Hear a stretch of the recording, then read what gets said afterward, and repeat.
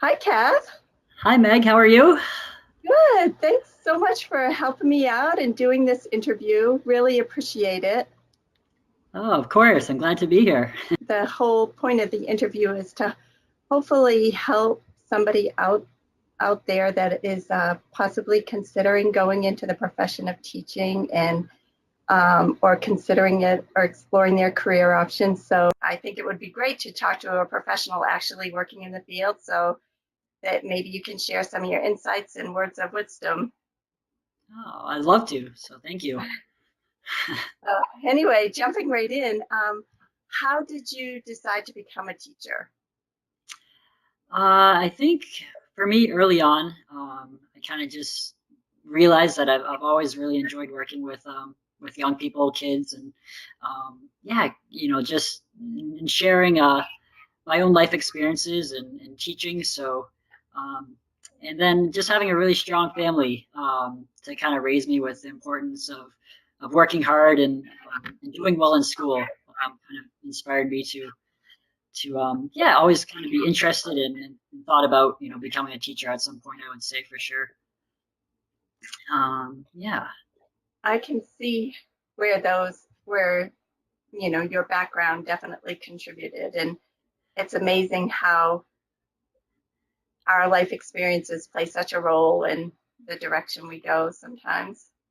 Exactly. Yeah. For me, that was pretty evident early on, exactly like you said, in kind of some early on childhood life experiences, and just knowing how much I wanted to give back and helping people, especially when it comes to children and young people. So That's such a noble reason to get into the profession and wanting to give back and I should I'm going to digress and say you just received an award for all your good work, and so it's definitely paying off, and that's a lot to be proud of. But anyway, so tell me about your education prior to earning your teaching degree. Were there any specific courses or a specific experience that you found um, now that useful in becoming a teacher? so yeah, I guess thinking on in my own early education. I actually went to Catholic school most of my life. I always remember just one class, especially in high school, was a world religions class that I just particularly found very interesting. The teacher was very good, and just kind of opening your eyes to multiple perspectives um, and ways of life, different backgrounds of people. Just in general of how in so many ways people are all very similar, but kind of the differences based on people's cultures and life experiences. Mm-hmm. So I think that class I just always remember is kind of opening my eyes to multiple perspectives and was pretty influential. Um, and then I guess as I moved on to my early years of college, I just remember my first psychology class I took as a freshman. Um, yeah, just kind of understanding human beings and behaviors and I guess yeah, again, just kind of human interactions and how unique it is when it comes down to how much we all have in common, but kind of just sharing similar experiences and how we can do that, and how that can help us grow is just really just being a kind and open person to learn through people. So I guess I really enjoyed some of these religion classes I took in high school, as well as when I got into college, some more sociology and psychology classes. Oh, that's so interesting. Were you always on track to be a teacher, or did some of these later courses maybe help you pivot into that direction? Yeah, so that's actually a great question, and for me, it's kind of been an interesting journey. When I started in college, I was following a biology path, thinking I definitely want to work with people, and thought that would be the way to kind of pursue that route. Um, but like I just shared, when I took my first psychology class, and kind of understanding at that point too in college that I wasn't as interested or as strong, perhaps in a couple of my science classes, that psychology might be another avenue to look into. Yeah, to work with people and to help people. And then it wasn't actually till the start of my junior year that I decided to add an education major in addition to my psychology major. And at that point, I dropped the bio major. So yeah, again, I think the more classes I took and the more kind of just interactions I had with fellow classmates and teachers really was influential for helping me to kind of guide me into finding the education as another career to find and become a teacher. That's such a good answer because so many people aren't sure it when they're young or even when they're older, and it's interesting how people come about their choice of career and what influenced them along the way. And for it's not a straight path for everybody. Some people sort of discover things about themselves along the way that help formulate their path. Exactly, that's so true. And again, for me, like I just shared, I it kind of took me to the beginning of my junior year to really decide. I was Yeah, about a half hour away from the school when my dad, had kind of proposed, whether I thought about education, and I hadn't really seriously thought about it until he asked me. So, I walked to the head of the education department to start my junior year, and I just, yeah, like you said, I feel it's never too late to find what you're interested in and what you're passionate about, and you're willing to put in the time and the work, then it's going to pay off in terms of what you really enjoy doing. So I was really fortunate to be able to find education in psychology in college. definitely. So it's so great that you found a good fit. No, thank you. So, was there anything that influenced you? Kind of touched on this a little, but anything else that may have influenced you to get where you are today? For example, a specific course, a specific professor, or an experience or a person? Boy, that's a tough one because I guess my initial response is just being very, very fortunate to have been raised in such a strong family. Both my parents and siblings have all been very influential and supportive over the years in helping me to get where I am today. And in addition to that, just having a very close network of friends who have also been there for me and to help me reach my goals academically and in life. So again, I think just having such a strong supportive system being there for me throughout my life has really inspired me on multiple levels into following me what I really enjoy doing. And, that's really, as I've shared, kind of working with young people, but all people, but, kind of just in the field of education and being able to share my own life experiences and teachings uh, through Yeah. through all I've been taught by other compassionate and just knowledgeable people. No question. And that's a very fortunate situation to be surrounded by such a close knit family and friends. So, For sure. um, I can see how that would definitely influence you. Um, so, how did you also touched on this a bit, but if not, maybe you can elaborate a little more how you decided on becoming a teacher as opposed to some other careers? So yeah, I think just going back a little bit. So I think for me, I started to really kind of navigate how I could work with people as I shared in college. And I originally was thinking something within medicine, maybe like a physical therapist or an occupational therapist. And then again, just through various influences, my father, and kind of guiding me, asking some of those important questions of, well, what do you really enjoy doing? And you've always enjoyed working with kids, as I remember my dad saying. So yeah, I think, just being open to sharing and talking with people about, what you really enjoy doing. And I know that was so helpful to me to kind of have that guidance as I shared from various people I talked about um, and helping me, point me in the direction of education as another just way of working in a career field where I could spend time working with people. And so, yeah, again, I think it's just been very fortunate, but just coming down to, talking with people and putting yourself out there and sharing your ideas to help you get a perspective on what is out there, and hearing from other people what they might think you're good and passionate about doing as well. also maybe be open to others' input, because when they might actually have some good ideas. Exactly, exactly. You don't always, it's not always easy, I feel, to kind of acknowledge what your strengths or things you're good at are. But, when you're talking to friends and family and, the various people that are around you in life, that can be very beneficial. So definitely having an open and growth mindset for sure. Definitely. So, is there anything specific about your past that you think might have best prepared you to become a teacher?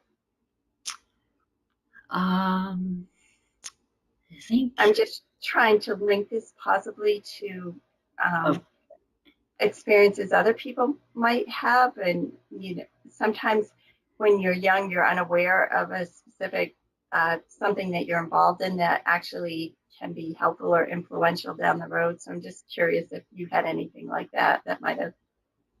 yeah, for sure. And I think I touched on this a little bit, but I'm happy to kind of share a little bit more. So just I feel for me, um, early on, just in my childhood, I was in the hospital for quite a while, and just the ability to be surrounded by so many compassionate caregivers and positive people really helped me develop a sense of perseverance and doing what I needed to do on a daily basis to get by. And, I use the word grit, which is often described as our passion and perseverance to overcome challenges, even when obstacles get in their way. And I know um, that certainly was, I obviously didn't know that word when I was very young, but again, just kind of having that ability to develop some grit and perseverance very early on as a child, and then how that kind of continued to remain with me and still remains with me for who I am today,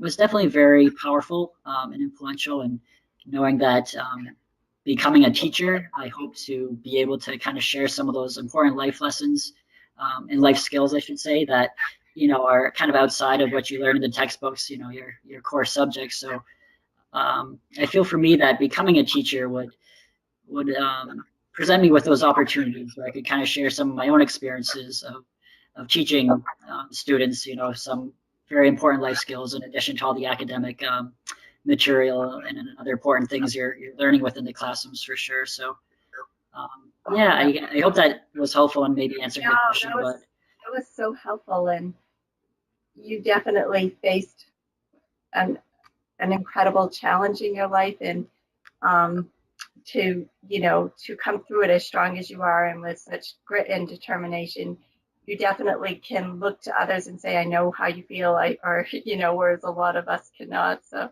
you can definitely maybe sympathize with people that are going through a challenging time, in in with your experience being able to help them get through it.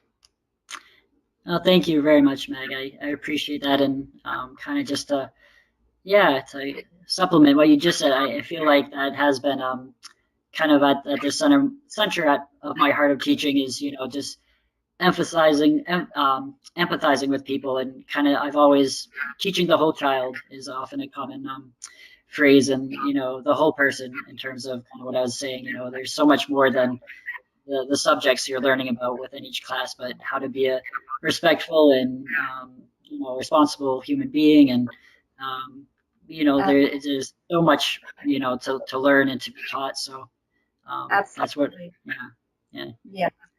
And uh, just personally, I appreciated some of those life experiences that my daughter's teacher shared with them beyond the classroom, which Exactly. I think Yeah. people can carry throughout life and find so beneficial. So that's such a good point too.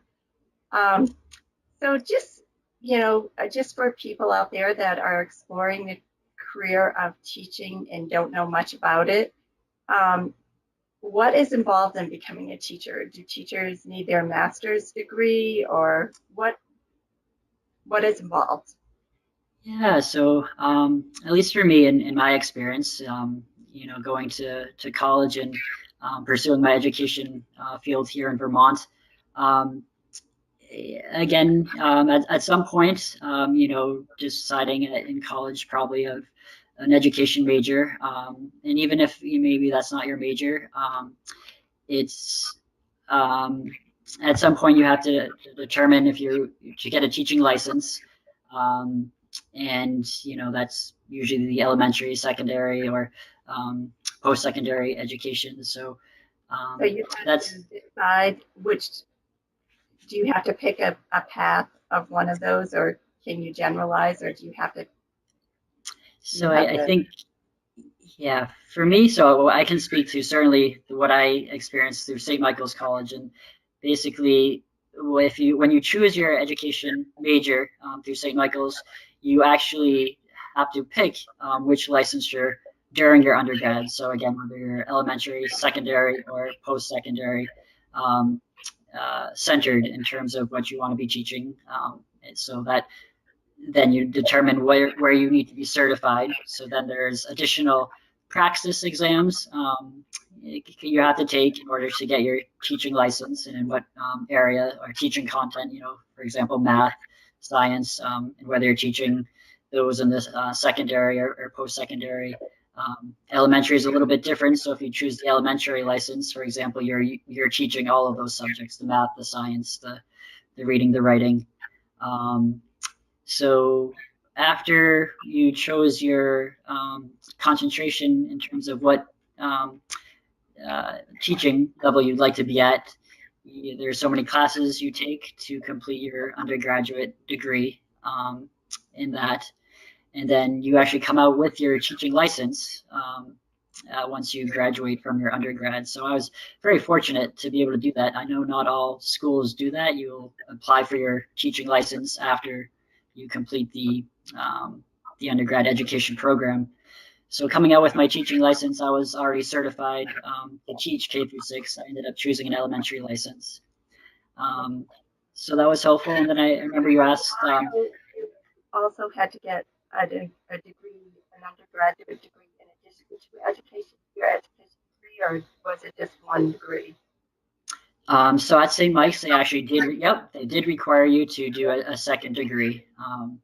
So my so 2 undergrad degrees, basically. Yeah, so my other degree was psychology and elementary education. And then in the school district that I've been working in, they do not require you to have your master's to begin teaching. The district I work in currently actually prefers you not to have your master's, and I know it depends on the district you're in, and state by state I'm sure is different, but some districts prefer you not to have your master's. That's simply because coming in, they know they'll have to pay you more if you already have your master's.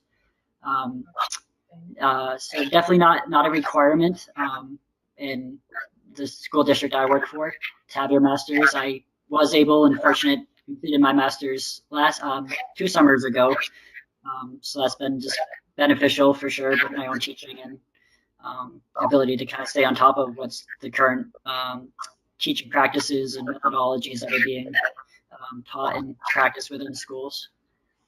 And I can imagine that must be so much more relevant once you're actually working in the field. Yes, for sure. I've kind of just always been a passionate learner who loves to learn. So exactly like you just said, I love using everything I learned from my undergrad as well as my graduate school in education as much as I can with all the students I work with, and kind of within and outside the classroom for sure. So can you share with what your graduate program was like, just for those considering it, what they might be able to expect? And obviously everybody's experience, or depending on their institution, is probably a little different, but what was your experience like?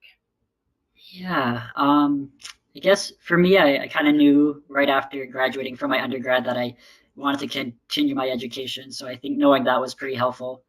And I did my graduate school back at St. Michael's College as well. So knowing they have a very strong education program for both undergrad and graduate school, I was able to apply. And actually, just one of the nice things about St. Michael's graduate program is you didn't have to take any GREs, which I didn't know until I ended up applying. Oh, So yeah. Um, bad. so the admission process is, pretty, um, I want to say open, and the people I spoke with were very accommodating and doing whatever needed to be done to make sure you were set to be an applicant that would be accepted into their graduate programs. Um, and for me, on top of working full time, I actually started working within the school district um, when I started my master's. So I actually spaced my graduate school over 6 years Yeah, on top of working full time, which I right. yeah found very very helpful on top of being plenty busy but not stressed out. So I basically took two classes, one in the fall, one in the spring. Um, each of the Would you yeah. recommend that as a good way to do it? I would recommend that. I think I've talked with coworkers and some friends who have tried to take a couple classes in the fall and spring on top of doing some work, and they've really kind of just communicated with me how stressed out they are. And again, I just think that balance is so important. Again, I'm someone who likes to be busy and always doing things, but taking two classes per year on top of working full time and still having a life Yeah, where I was able to do other activities was certainly plenty busy enough, I felt. absolutely. And I personally find that if I'm taking fewer classes at a time, I get more out of it. I put more in if I'm overwhelmed, then you do what you need to do to get through. But if you're taking just a couple at a time, I personally, I think you might be able to get more out of it depending on the person. But I I can see that as being a positive, striking a good balance between work and life and not being overwhelmed. Yeah, I couldn't agree with you more, Meg, in terms of you're it's like you just said, I feel it's the quality of learning over the quantity. And, when I was taking one class per semester, being in class for about 5 hours every week. Yeah, Yeah, exactly. You kind of take in the learning, you appreciate it more. You're able to find enjoyment of the learning, which is so important when it comes to yeah, implementing it. absolutely. So could you share what you like the most about your graduate program and what you like the least, or like were there any negatives or positives that you can? For sure. I'd say definitely one of the things I enjoyed most about my graduate program over at St. Michael's was just the small classroom settings. So I would say on average, there's probably 8, maybe 10 people in each of my graduate classes, and that just really allowed us to have some great, meaningful conversations amongst us. And that the other people in my class weren't always educators, but people considering to look into getting a teaching license or start entering the field. But just the conversations, kind of roundtable conversations with the professor, and then that we're able to have, and just hearing from again multiple people and their um, career experiences at that point, just really made for enjoyable learning experiences in general. Just having those kind of intimate and conversations a lot of the times. So the smaller classroom experience really worked well for you, and I can see that being a positive. Is there anything that you didn't particularly care for? um, uh, I mean, I feel like if you decide to go to graduate school, you kind of know, and in terms of the workload and kind of what's in store with writing larger papers, and so yeah, I would say at times it was certainly um, a little overwhelming with some of the work. But at the end of the day, I honestly felt that just knowing that everyone was in the same boat, I felt all my professors were very supportive and flexible in terms of, if we needed a little extra time to get assignments in, or um, I think it was challenging at times, but I never felt to the point where I was so stressed out and supported that I know I couldn't get the work done, and continue to always learning and enjoying the graduate program for sure. Right, and that seems, yeah, like an unavoidable part of, as you said, being in grad school. But none of us, probably no one really enjoys writing those long papers. But Exactly. It'll get done. It gets yeah, done. and at Sometimes the it's end of hard to see. the end of the day, though, you would say it was a very positive experience overall and worthwhile. Yes, for sure, 100%. Very glad I did it. Okay. Um, so, what would you recommend to students thinking about becoming a teacher? Any advice? Advice, I would certainly say, do what you love, and if you enjoy working with people, sharing your own experiences, and you're passionate about that, definitely, look into it, pursue it, because I honestly feel that if getting into the field of teaching just has so many opportunities, whether you're a classroom teacher or a coach, you don't have to be a classroom teacher, I guess is kind of the point I'm making to be a teacher. Um, but the field of teaching just really opens up so many opportunities to work with people and, in the classrooms, outside the classrooms, as coaches, as tutors. That's something else I was able to do this past year, is become a middle school tutor during the whole school year.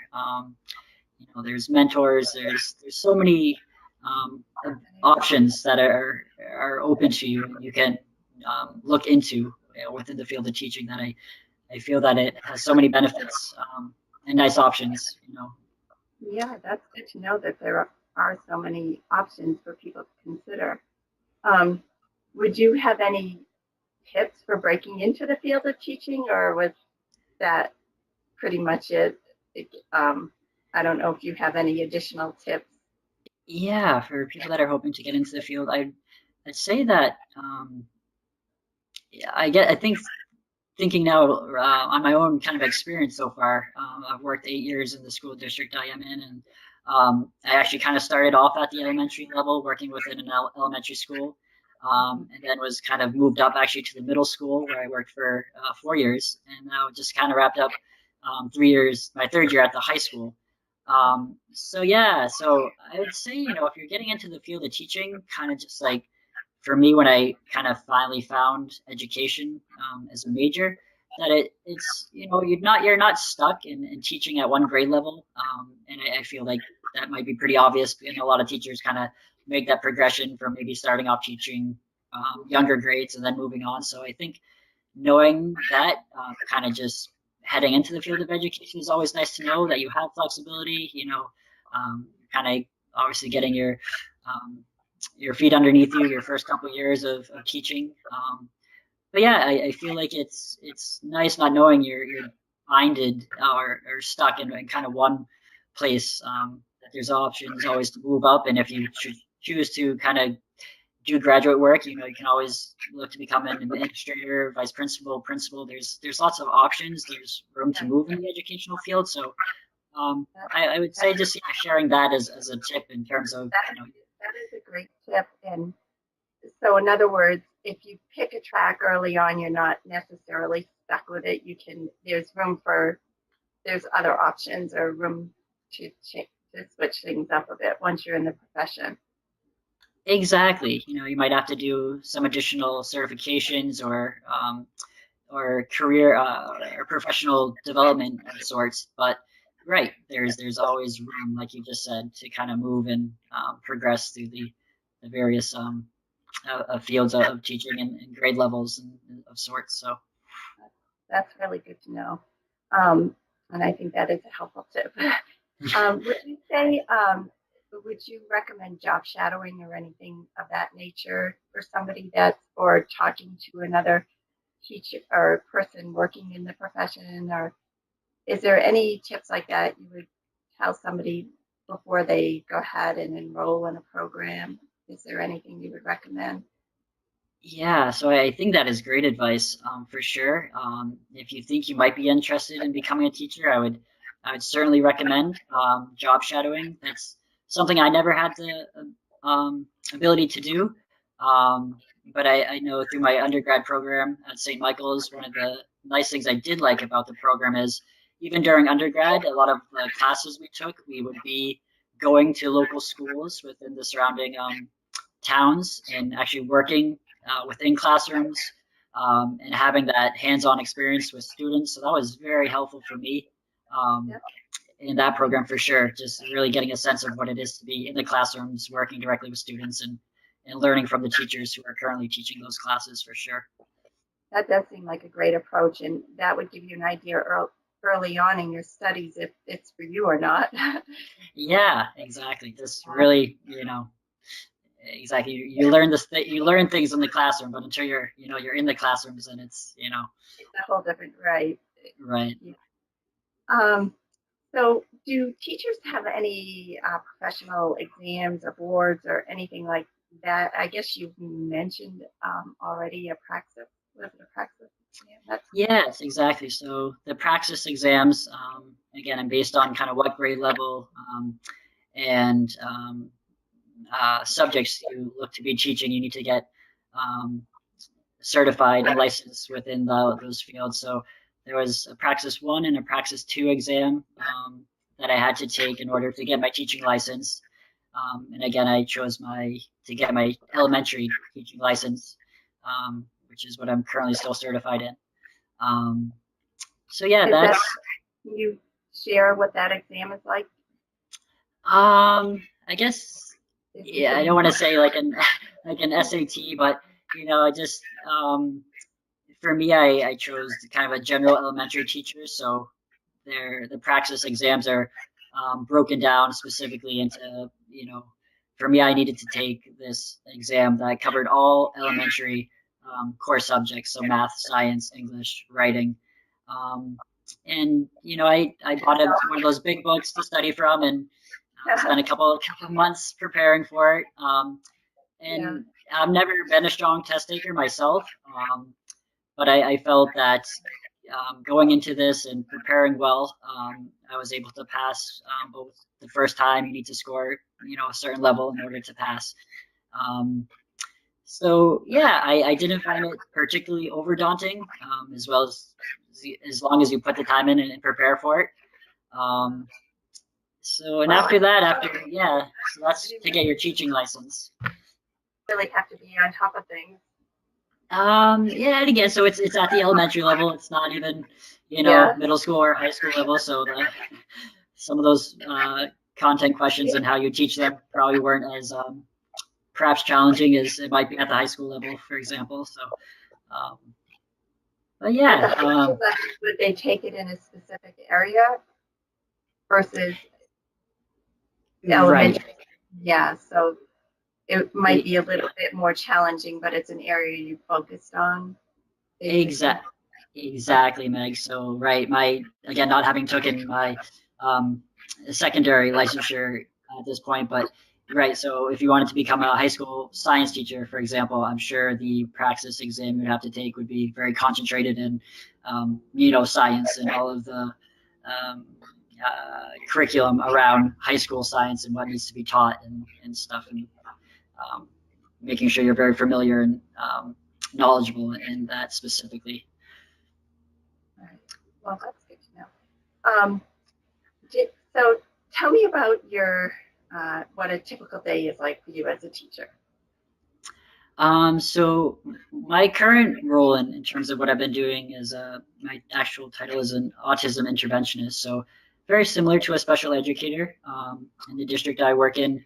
I'm actually the one who will often greet the students I work with. I usually work with one or two students directly during the school day. So my typical day begins with getting or greeting that student off the bus, going with him or her to their locker, getting what they need to do, and then heading to their first class.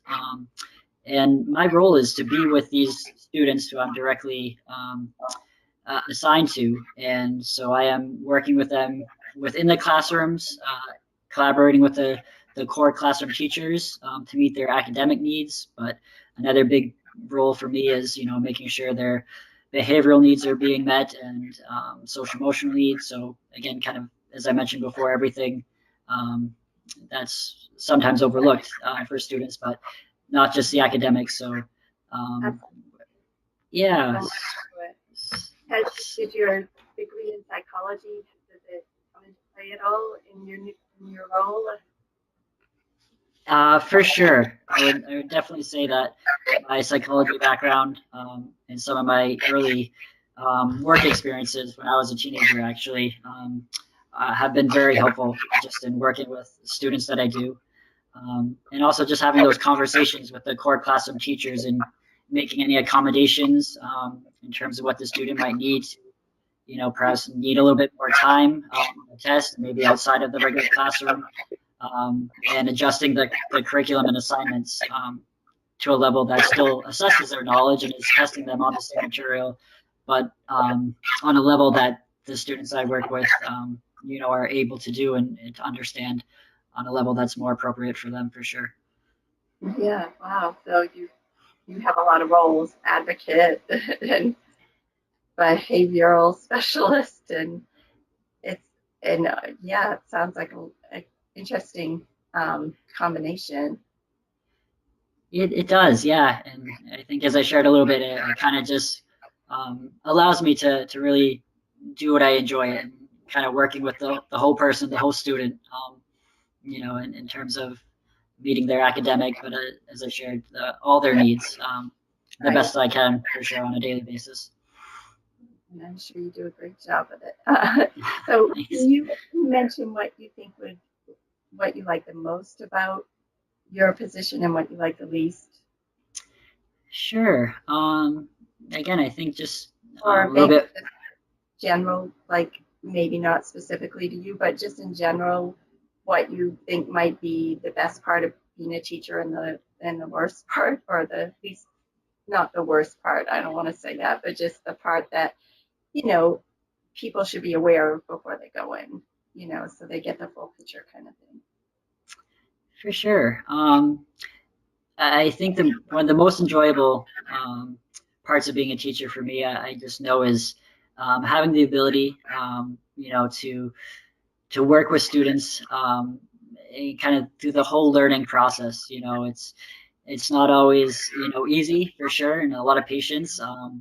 But when you're able to develop a meaningful relationship with a student and let that student know that you're really there for them and not just caring about whether they pass that math exam, but to know that you care about their overall well-being and to see them grow and struggle through some of the most challenging learning experiences, but then to see them have that light bulb turn on or to overcome a challenging learning experience, and you're able to share that with them, and they either thank you or even sometimes it's just a smile, or you can just see them kind of celebrate. Those are, I feel, some of the most rewarding aspects of being a teacher. Oh my gosh, for sure. The teachers So can change life, absolutely, or influence a life, for sure. So, yeah, I can see that.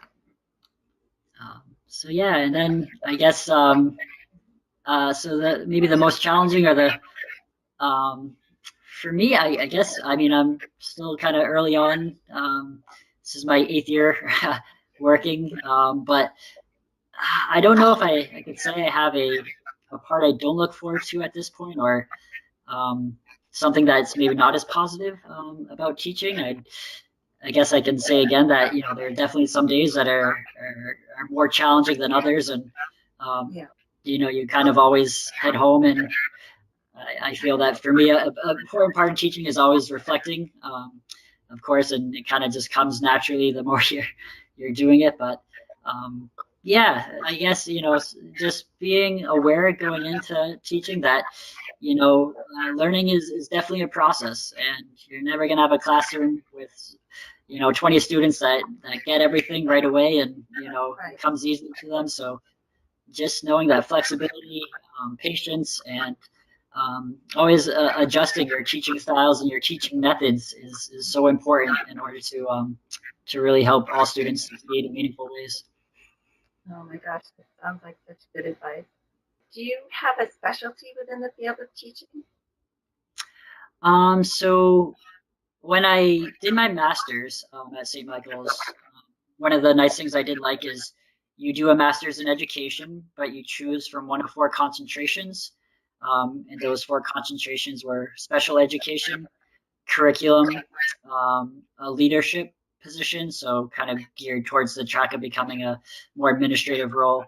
And then there was a literacy intensive one, kind of geared towards reading specialists and probably speech and language pathologists. So I actually chose special education for about the first half of my master's. and then changed over to curriculum, thinking that at that point I was still interested in, just wanted to be knowledgeable in terms of elementary and middle school teaching curriculum that was being taught. But in the role, as I shared, is what I've been continuing to work as an autism interventionist. I'd say it's probably definitely more geared towards the special education track at this point still. Um, That you and are that you are qualified in more than one area and possibly have the ability to transition to a different area should you want to or need to. yeah. So again, I still currently have my elementary license, so I am certified to teach kindergarten through sixth grade here in Vermont with that Vermont licensure.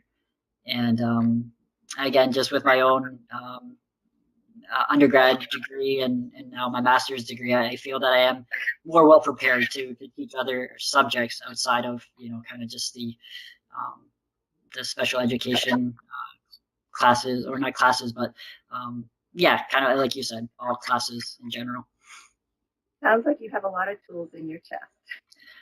Well, always trying to add to them. Thank you. Yeah, which is always a good thing. As a teacher, do you have to do any continuing education? That's something people may want to know, or Yeah, I'm sure that probably varies a little bit from school district to school district and what the requirements are. I know for our district, we are required to do a certain amount of professional development hours every year. And that's often a lot of those hours, if not the majority of them, are provided to us. So, for example, we have online trainings that we have to work throughout the course of the academic year. And again, at the end of kind of each learning tutorial, there's so many questions you have to answer and pass a certain amount in order to move on. There are conferences that are always taking place. I try to do one at least every year in Vermont, but those aren't required. So again, I'd say there's flexibility in terms of kind of what you choose to take on and kind of you're right, your own professional development. There is some that's required for everyone, but obviously teacher. Oh, sorry, not to interrupt. Would you No, say no. that's important component, the for staying current and fresh, the continuing education?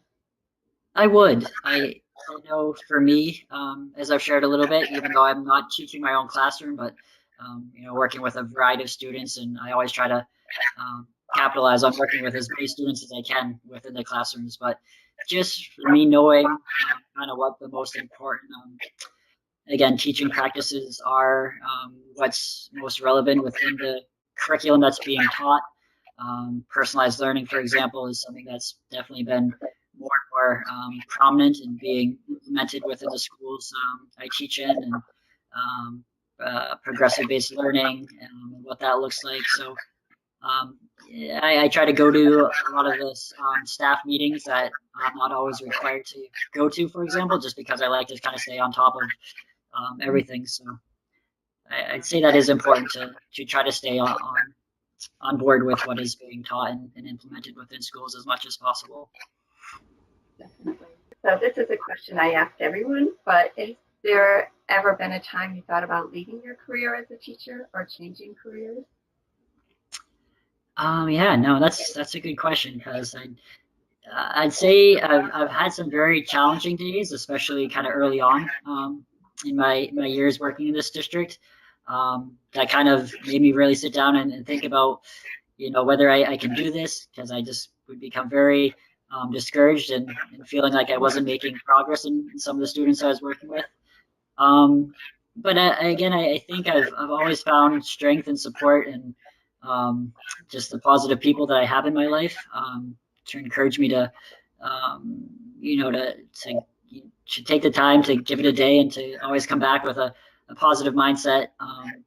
And I would say I've never gone to the point at this point that I've seriously considered leaving the teaching career field, because I feel like it has so many beneficial options that are really open to you as you become a teacher, and so many nice things, as I've shared, just within the classrooms being a teacher, and other options such as tutoring and coaching and taking on these other roles that are really beneficial on so many ways for you and hopefully the students that you're impacting as well on a positive level.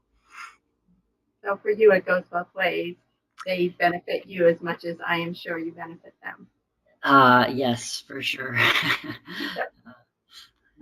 So is there one thing you would tell somebody to research before they decided to become a teacher or invest in time and energy into that path? I think, like you mentioned earlier, Meg, that if you are considering or thinking at all about teaching, I would definitely recommend, if you have the chance or the ability to do some shadowing, even just being sitting in a classroom, and to see how teachers are teaching, whether that's at the elementary, middle school, or high school level. I would definitely recommend that and being that very beneficial. And then again, just having the chance to talk to people in the field, whether these are classroom teachers or counselors or just people in the field, can I believe, and I know from personal experience, that have provided me with some very helpful insight into kind of what it looks like to work as a teacher or a counselor, or someone who's educating students. So I'd say that's probably very helpful. I think that sounds good. That would be, I would think, a great thing for a person to do before they took it on. So looking back, is there any one thing you wish you had known or something that you may have learned the hard way or uh, a way you could help someone thinking about going into teaching, maybe a struggle you could help, you know, like save them from, basically? Um,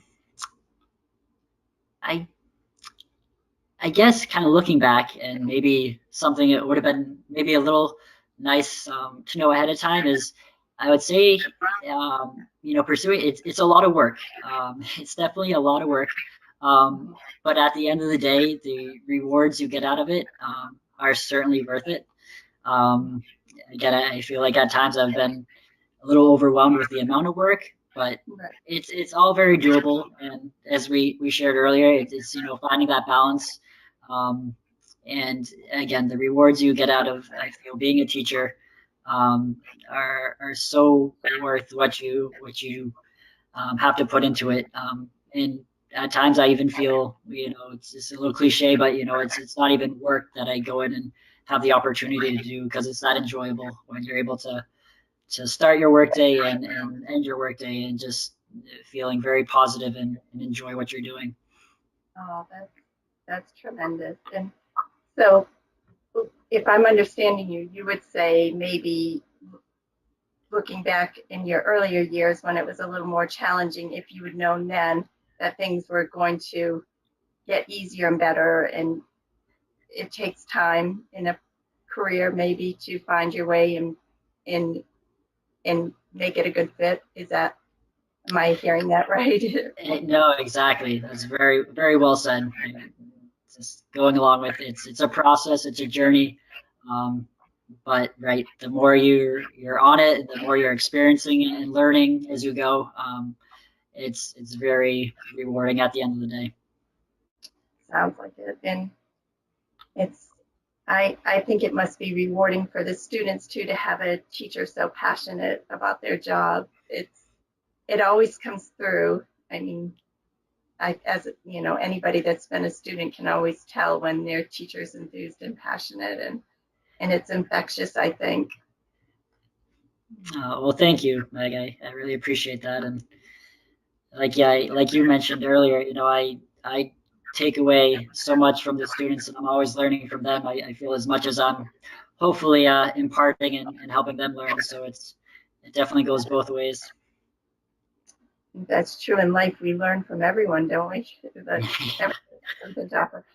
So, switching gears a little bit, there's some top work styles associated with being a teacher. And Mhm. I'm just curious if any of these top work styles resonate with you, or if you would say they're actually applicable. Like, So one is cooperation. The job requires being pleasant to others.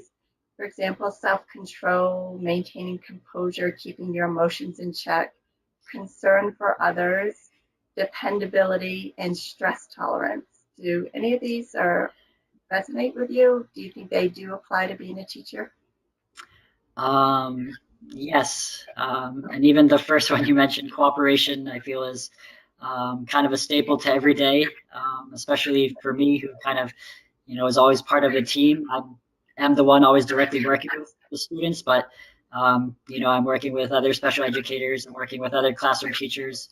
I'm working with a variety of students. So cooperation is so important when it comes to the communication of communicating how to go about best serving the students on all levels, communicating directly with the students and cooperating with them in terms of, figuring out how to adjust my own teaching styles and their learning, how they learn best. So cooperation, definitely a big one. Um, and I'd say, I think it was the last one when you said stress tolerance as well. When I hear that, I honestly, it makes me think about a lot of the experiences I see students and how stressful they become and how fixated they become on grades and making sure they pass a certain assignment just because they want a good grade. Um, Right. so and then that's a big part of my teaching is always kind of incorporating different mindfulness practices and big picture in terms of what are you really taking away from the learning and what is important and what maybe it's not understanding this particular question but just understanding how you react to something when you're challenged and how to find strategies and helpful ways to deal when you have anxiety or when you're stressed and things along those sorts. So stress tolerance I always feel is something that I'm always trying to help teach and help students with it as well as monitoring and finding balance in my own life to deal with Right. it too. That sounds so important. And I do think sometimes when you're young, you lose sight of the big picture and just you're all about that immediate goal. And yeah, so I can see where that would be a great lesson. Um, so, is there any one book or movie or YouTube video or a specific person, maybe in your profession of teaching, that has been influential to you, or somebody or something you could recommend to anyone considering the field of teaching? Ooh, that's a tough one. I guess one movie I kind of think of that comes to mind is the Dead Poet Society, and just how I think as you were just mentioning, just how impactful a single teacher um, Yeah, can be on your life in helping you to find the strength to follow your passions, follow your dreams, and to just, yeah, to help you build and develop that confidence in who you really are. So that's, I guess, one movie I can think of. And then in terms of a person, there's so many people in my life that have been influential, inspirational, and continue to be. And um, if I had to say one in terms of really being a strong teacher figure, I'd say probably my father. Um, just from coaching myself and my siblings early on in youth sports, but all the way up through our educational experiences. And um, yeah, I'd say he's been a definitely a strong role model in terms of um, how to teach well, and at times maybe how given me some ideas as I've gotten older, how to perhaps teach differently to make sure that you're meeting not just one teaching style, but people, more people that might be more effective in just how we communicate with people. So he has been so influential in helping me grow as a teacher and someone that wants to be embarking knowledge on others and sharing experiences as well. that's so great that you're so open to hearing being influenced by somebody with a little bit more life experience that might have developed new ways of looking at things, maybe. Or I think have a lot to share, possibly. Yes. I'm bringing this up because I know personally this person's been influential to you, but in terms of Carol Dweck. Oh, yeah. Carol Dweck, yes. Yes, sorry, I butchered her name. No, Sorry. no, yeah, not at all. I didn't know if you want to mention that as well. Yeah, so thank you, because right, most recently in completing my master's in education, I really focused on growth mindset and grit and what that looks like specifically in terms of within the classrooms and how students kind of demonstrate having a growth versus a fixed mindset. And Carol Dweck has certainly been kind of the head person leading the research and studies on growth mindset and how teachers can implement different strategies and teaching practices to help students, ultimately be more open to learning and specifically, understanding that we can always improve from where we are, no matter kind of where we are in terms of our learning or our development. And mistakes, are a good thing. They're essentially building blocks. So many of the articles and research and studies I read were things all within the field that Carol Dweck has either published or and been involved in terms of the growth versus fixed mindset. So for sure, and that is something definitely that I continue to try to implement on a daily basis with a lot of my teaching is helping students develop more of a growth mindset, because in reality we all have a little bit of both, is usually the case in terms of how we respond to challenges and obstacles that get in our way, and how we believe we can overcome those. So Carol Dweck has definitely been a big part of my most recent professional development and teaching strategies I implement. That's great to know. So you would highly recommend her as a good resource for anybody considering the field, then? Yes, for sure. And in addition, Angela Duckworth, she's done a lot of work within the field of education around grit in terms of what grit looks like, so very much connected to that growth mindset with Carol Dweck. Oh, interesting. So Dead Poets Society, Angela Duckworth, and Carol Dweck. Yeah. And your dad. Yeah, exactly. Not everybody had access to his great inspiration. As a final question, life is not all about work, so what do you like to do in your free time? Oh, yeah, for sure. That balance again. Pretty active person. Again, that comes a lot from the family I've been raised and grown up in. So I'd say anything from hiking and camping. Really enjoy skiing. Pretty much have skied my whole life. And yeah, so just being active outdoors pretty much as many ways possible is something I enjoy doing in my free time.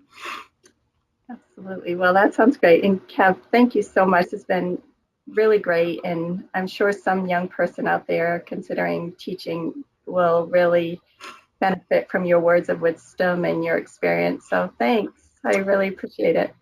Thank you, Meg. It's been a pleasure. Okay, well, have a great rest of the day. Thank you. You too.